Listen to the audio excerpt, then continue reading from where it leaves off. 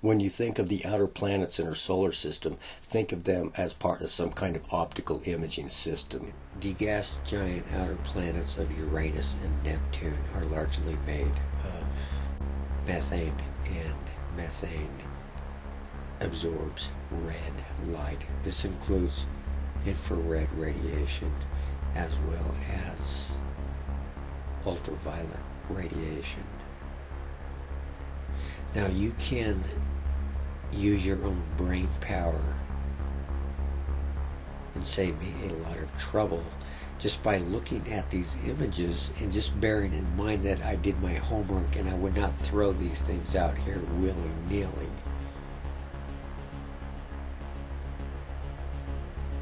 But the chemical composition of these optical technologies that you see here are mere images of the geochemical and atmospheric composition of the planets, especially the gas giants, which are largely made of hydrogen, helium, and methane.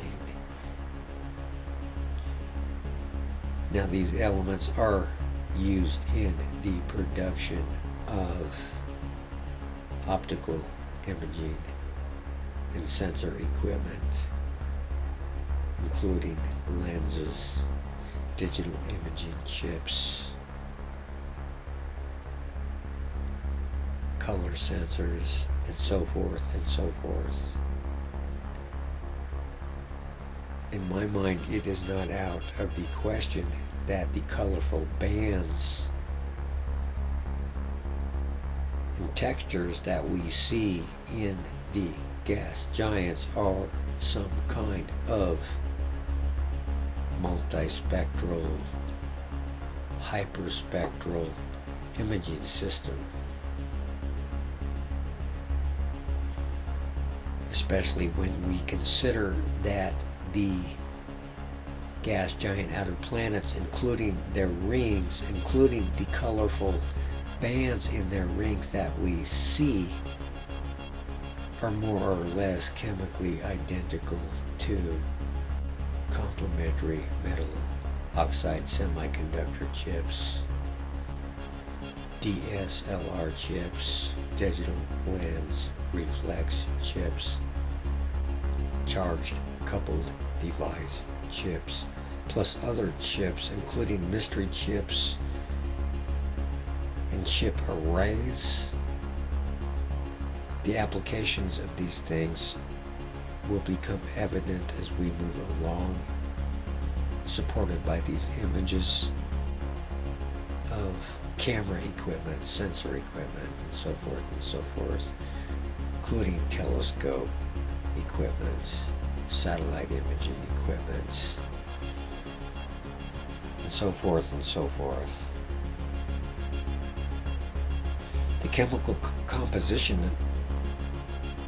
of the planets that you see include lots of silicon oxide, silicon dioxide, iron oxide,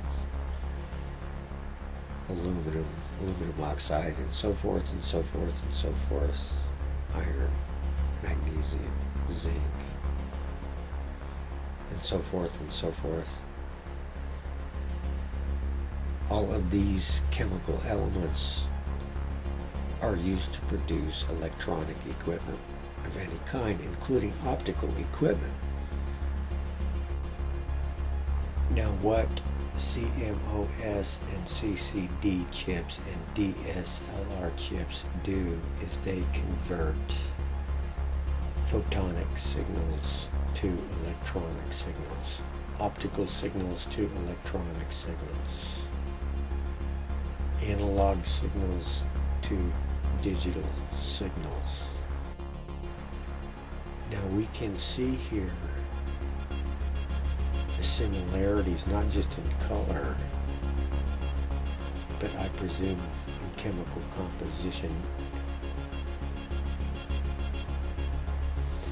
I do not know exactly what these lenses are made of, and lens filters and digital imaging chips precisely, because I cannot pin it down 100% on the internet.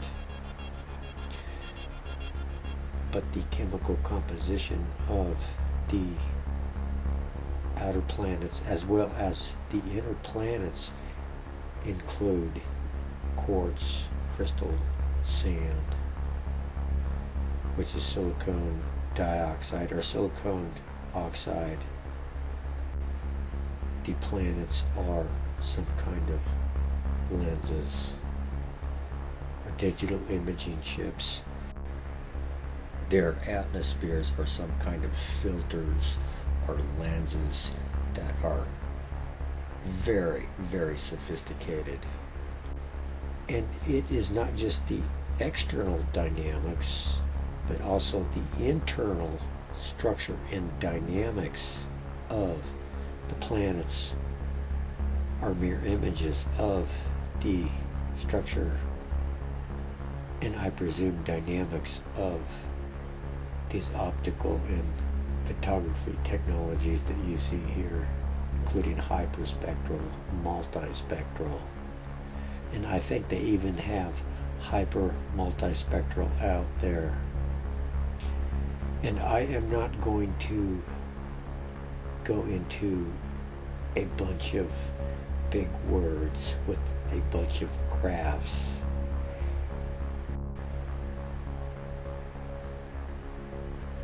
But we can see with our own eyes the similarities in color as we bear in mind that the geochemical and atmospheric chemical composition of the planets that you see here are mere images of the imaging technologies, photography technologies, astrophotography, spectrography, and so forth and so forth. I think that solar systems are some kind of biological imaging system in which planets that evolve life automatically become targets of this imaging system. And we can see coming up how the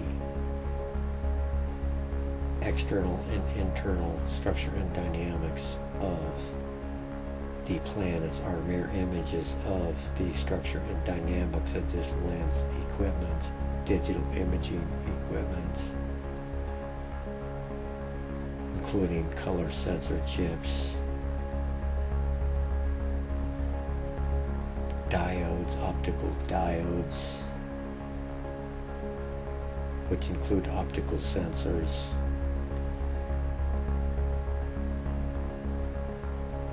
with special emphasis on the gas giant outer planets.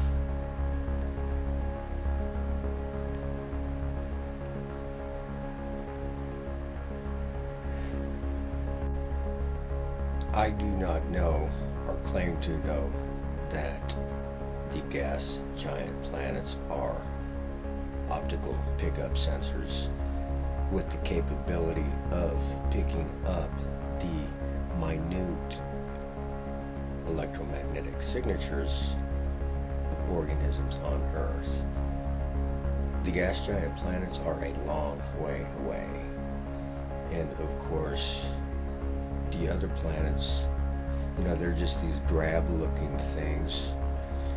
Mars and Venus do not produce an electromagnetic field, although they used to billions of years ago. The moon also used to produce an electromagnetic field, but apparently their eternal dynamos were knocked out billions of years ago or something.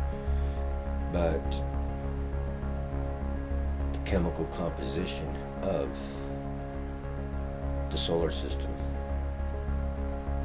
is more or less a mirror image of the chemical composition of this imaging and microscope and so forth equipment that we see here. Now, I'm sure that you can wrap your head around the notion that the solar system is some kind of imaging system, microscope system, plus any number of other systems all rolled into one. I believe the solar system plays many roles. The solar system is a machine. The planets and the moon are always passing by the Earth or hovering somewhere near the Earth. And they may or may not be picking up information from the organisms on the Earth. The gas giant outer planets might be picking up signals from distant suns. I think that is probably just one of the roles that they are playing. Whether or not the planets are some kind of lens / mirror / sensor array is irrelevant at this point. The Earth is some kind of laboratory on a chip. More specifically, a microfluidic biochip. What is significant here is that scientists have recently merged microfluidic biochips with CMOS, digital imaging chips. All life on Earth exists on the lens of one of these digital imaging chips. A CMOS-based digital imaging chip. A laboratory on a chip. And as I say this, bear in mind that most of the surface of the Earth is covered in water.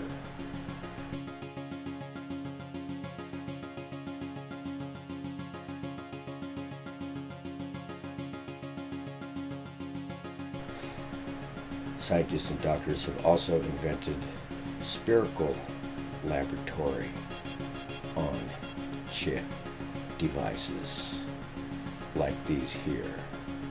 And I am going to play it fast and loose as I wrap this up by saying that if the Earth is a laboratory on a chip, then the Earth is a laboratory on a chip inside the laboratory on chip device of our Milky Way. Planets like the Earth are arranged just like the cells and particulates arranged in these spiral microfluidic devices. There is also a theory out there called fluid universe theory. The spiral galaxies are some kind of spiral microfluidic lab on chip device, lab on disk device, and that's not even half of it.